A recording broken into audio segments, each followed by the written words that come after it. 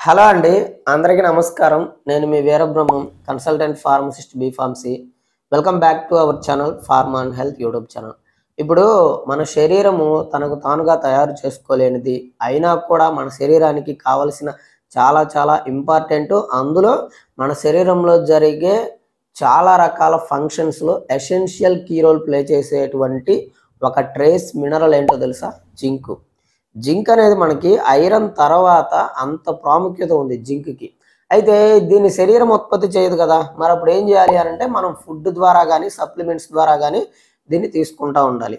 ఎప్పుడైతే మన ఫుడ్లో మనం తీసుకునే డైట్లో జింక్ అనేది డెఫిషియన్సీ ఉంటుందో మన బాడీ జింక్ డెఫిషియన్సీ వస్తుంది. సో ఆ సివియారిటీని బట్టి మీకు 10 రకాల సిమ్టమ్స్ అనేవి మీ బాడీ ఎక్స్ప్రెస్ చేస్తుంది. సో ఈ 10 రకాల సిమ్టమ్స్ కొంతమందికి కొన్ని రకాలు ఉంటాయి, కొంతమందికి కొన్ని రకాలు ఉంటాయి. సో అవేంటి అని అంటే 10 రకాల్లో ఫస్ట్ వన్ వచ్చేసరికి ఇమ్యూన్ సిస్టమ్ వీక్ అయిపోవటం. దాని కారణంగా ఏమవుతుంది, మీకు సీజనల్గా వచ్చే డిసీజెస్ ఏవైతే ఉన్నాయో కోల్డ్, కఫ్ ఇలాంటివన్నీ కూడా తరచుగా వస్తూ ఉంటాయి. ఇంకా ఎందుకంటే జింక్ డెఫిషియన్సీ. రెండవది సెక్సువల్ హెల్త్ డ్యామేజ్ అవటం, అంటే లాస్ ఆఫ్ లిబిడో, అంటే కోరికలు తగ్గిపోవటము, టెస్టోస్టెరాన్ హార్మోన్ లెవెల్స్ తగ్గిపోవటము, ఎరెక్టైల్ డిస్ఫంక్షన్ ప్రాబ్లం రావటము, అండ్ స్పెర్మ్ కౌంట్ తగ్గిపోవటం, దాని కారణంగా ఇన్ఫెర్టిలిటీ సమస్యలు రావటం, అంటే పిల్లలు పుట్టకపోవడము, ఇలాంటివన్నీ కూడా జింక్ డెఫిషియన్సీ కారణంగా మగవాళ్ళలో వస్తాయి. తర్వాత మూడవది స్కిన్ ర్యాషెస్. పర్టికులర్గా మీరు కనుక గమనిస్తే మౌత్ చుట్టూరు అండ్ ఐస్ చుట్టూరు కొంతమందికి పింపుల్స్ వస్తూ ఉంటాయి. దానికి కారణం ఏంటి అంటే జింక్ తగ్గిపోవటం. నాలుగవది డిలేడ్ వూండ్ హీలింగ్. చాలా మందికి గాయాలైనప్పుడు అండ్ కట్స్ జరిగినప్పుడు ఏమవుద్ది అంటే అవి తొందరగా మానవు. దానికి కారణం కూడా జింక్ తగ్గిపోవటమే. ఐదవది లాస్ ఆఫ్ అపెటైట్, అంటే ఆకలి తగ్గిపోవటం. చాలా మంది మనం కనుక చూస్తున్నట్లయితే నాకు ఆకలి అవ్వట్లేదు అంటారు. ఆకలి అవ్వకపోవటానికి వన్ ఆఫ్ ద రీజన్ వచ్చేసరికి జింక్ తగ్గిపోవటం. దాని కారణంగా మీరు వెయిట్ లాస్ కూడా అవుతూ ఉంటారు, ఒకసారి మీరు గమనించండి. తర్వాత ఆరవది కాగ్నిటివ్ ఇంపైర్మెంట్. అంటే ఏంటి, మీకు కాన్సన్ట్రేషన్ అనేది దేని మీద ఉండకపోవటము అండ్ మెమొరీ కూడా లాస్ అవ్వటం, ఏది గుర్తుండకపోవటం. ఏడవది గ్రోత్ రిటార్డేషన్. అంటే ఇది ముఖ్యంగా చిన్నపిల్లల్లో జరుగుతుంది. మీకు చిల్డ్రన్స్లో వచ్చేసరికి కొంతమంది ఒక వయసు వచ్చిన తర్వాత స్టక్ అయిపోతారు, తొందరగా గ్రోత్ అవ్వరు, డెవలప్మెంట్ అవ్వరు. దానికి కారణం ఏంటి, zinc deficiency. And one more thing ఏంటంటే యంగ్ చిల్డ్రన్స్లో, అంటే 10 నుంచి 14 సంవత్సరాల మధ్యలో ఉన్న వయసు వాళ్ళల్లో ఈ జింక్ డెఫిషియన్సీ అనేది చాలా చాలా డేంజర్. ఎందుకంటే దాని మూలంగా మీకు న్యూమోనియా రావటం, మలేరియా రావటం, డయేరియా రావటం, ఇలాంటి ప్రాబ్లమ్స్ జింక్ డెఫిషియన్సీ కారణంగా వస్తాయి. గుర్తుపెట్టుకోండి, పేరెంట్స్ ఎవరైనా సరే జింక్ అనేది 14 సంవత్సరాల లోపల ఉన్న వాళ్ళకి చాలా చాలా వెరీ వెరీ ఇంపార్టెంట్. అది కనుక తగ్గింది అని అంటే గ్రోత్ డెవలప్మెంట్ అనేది తగ్గిపోతుంది. కాబట్టి జింక్ రిచ్ ఫుడ్స్ అనేవి ప్రతి ఒక్కరికి పిల్లలు తినే ఆహారంలో ఉండే విధంగా మీరు చూసుకోండి.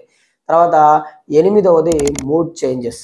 మూడు ఒక టైంలో ఉన్నట్టు ఒక టైంలో ఉండదు. సో ఇరిటేషన్గా ఉంటారు జింక్ డెఫిషియన్సీ ఉన్న వాళ్ళు. తర్వాత 9 హెయిర్ లాస్, ఎలోపీషియా, అంటే మీకు హెయిర్ అనేది ఊడిపోతూ ఉంటుంది. దానికి కారణం కూడా వన్ ఆఫ్ ద రీజన్ వచ్చేసరికి జింక్. తర్వాత 10 టేస్ట్ అండ్ స్మెల్ చేంజ్ అవుతూ ఉంటుంది, ఒక రకంగా ఉండదు. సో ఈ 10 రకాల సిమ్టమ్స్ మీకు జింక్ డెఫిషియన్సీ కారణంగా వస్తాయి. మీరు చేయాల్సిన పని ఏంటి అని అంటే జింక్ రిచ్ ఫుడ్స్ ఏదైతే ఉన్నాయో ఆ రిచ్ ఫుడ్స్ నేను ఒకసారి ఇస్తాను ఇక్కడ. ఆ రిచ్ ఫుడ్స్ అనేవి తీసుకుంటా ఉండండి. లేదు అని అంటే మీరు సప్లిమెంట్స్ తీసుకోవాల్సిన అవసరం ఉంటుంది. మీరు జింక్ డెఫిషియన్సీ వచ్చినప్పుడు first of all zinc rich foods తీసుకోవడానికి ట్రై చేయండి. సో ఎవరైతే మేము జింక్ రిచ్ ఫుడ్స్ తీసుకోలేము, ఫుడ్ ఐటమ్స్ నుంచి డైట్ నుంచి మేము ఫాలో అవ్వలేము అనుకొని సప్లిమెంట్స్ తీసుకోవాలి అనుకునే వాళ్ళు కొన్ని జాగ్రత్తలు అయితే తీసుకోవాల్సి ఉంటుంది. ఎందుకంటే జింక్ అనేది మనకి మార్కెట్లో చాలా రకాల ఫామ్స్లో అవైలబుల్గా ఉంటుంది.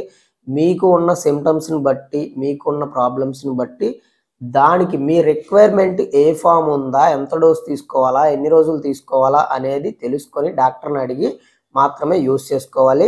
అండ్ ఇంకొక విషయం ఏంటంటే ఇక్కడ జింక్ని ఎప్పుడూ కూడా లాంగ్ టర్మ్లో యూస్ చేయకూడదు. అలా యూస్ చేసినప్పుడు ఏమవుతుంది అని అంటే మీకు కాపర్ డెఫిషియన్సీ వచ్చే ఛాన్స్ ఉంటుంది. ఈ జింక్ అనేది కాపర్ని డిప్లీట్ చేస్తుంది. సో దాని కారణంగా కాపర్ డెఫిషియన్సీ వస్తే మళ్ళీ మీకు హెల్త్ ప్రాబ్లమ్స్ వచ్చే ఛాన్స్ ఉంటాయి. కాబట్టి జింక్ సప్లిమెంట్స్ తీసుకునే విషయంలో ఖచ్చితంగా మీరు జాగ్రత్త పాటించాలి. అయితే ఇక్కడ మనకి జింక్ అనేది మార్కెట్‌లో చాలా రకాల ఫార్మ్స్‌లో ఉంటుంది. వాటిల్లో ముఖ్యంగా ఒక 7 రకాలుంది. ఒకటి జింక్ సల్ఫేటు, తర్వాత zinc oxide, zinc gluconate, zinc citrate, zinc picolinate, zinc chloride and zinc orotate. So, ఈ 7 రకాల ఫార్మ్స్ మనకి మార్కెట్‌లో అయితే ఉన్నాయి. సో, మీ రిక్వైర్మెంట్‌ని బట్టి ఈ ఫార్మ్స్ అనేవి తీసుకోవాల్సి ఉంటుంది. అయితే ముఖ్యంగా ఏ ఫాము దేనికి యూజ్ అవుతుంది అనేది మనం చూస్తే, ఎవరికైతే జింక్ డెఫిషియన్సీ ఉంటుందో వాళ్ళకి జింక్ సల్ఫేట్ అనేది ఎక్కువగా డాక్టర్స్ ప్రిస్క్రైబ్ చేస్తా ఉంటారు.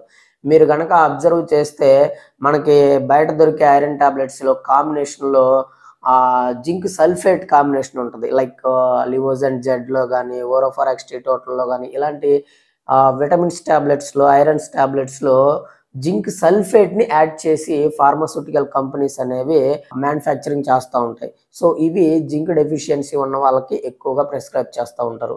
రెండవది జింక్ గ్లూకోనేట్. జింక్ గ్లూకోనేట్ ఎవరికి యూజ్ అవుతుంది అనంటే, ఎవరికైతే ఇమ్యూన్ సిస్టమ్ వీక్ అవుతుందో అది ఇంప్రూవ్ అవ్వటానికి, cognitive and mental health improve అవ్వటానికి అండ్ వూండ్ హీలింగ్ ప్రాబ్లమ్స్ ఉంటాయి గదా! అంటే పుండ్లు ఎంతకి మానకుండా ఉంటాయి గదా!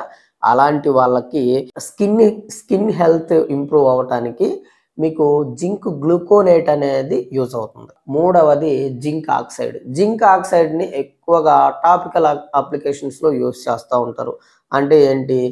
ఆయింట్‌మెంట్లు, క్రీమ్‌లు, సన్ లోషన్స్, సన్ స్క్రీన్స్ ఇలాంటి వాటిల్లో ఎక్కువగా జింక్ ఆక్సైడ్‌ని ఉపయోగిస్తా ఉంటారు. ఎందుకంటే జింక్ ఆక్సైడ్‌ని ఓరల్‌గా తీసుకుంటే అది మీకు అబ్జార్ప్షన్ అనేది చాలా తక్కువగా ఉంటుంది. కాబట్టి ఈ రకంగా జింక్ ఆక్సైడ్‌ని మ్యానుఫ్యాక్చరింగ్ చేసి మనకి ఉపయోగపడే విధంగా చేస్తారనమాట.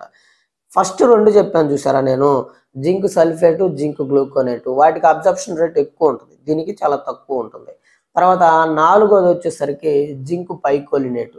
ఎవరికైతే సెక్సువల్ హెల్త్ డ్యామేజ్ అయిపోయి, టెస్టోస్టెరాన్ హార్మోన్ లెవెల్స్ తగ్గిపోయి అండ్ ఎరెక్షన్ ప్రాబ్లమ్ ఉండి అండ్ స్పెర్మ్ కౌంట్ కూడా తగ్గిపోయి ఇన్‌ఫెర్టిలిటీ ప్రాబ్లమ్స్ వస్తాయి చూసారా మగవాళ్ళలో.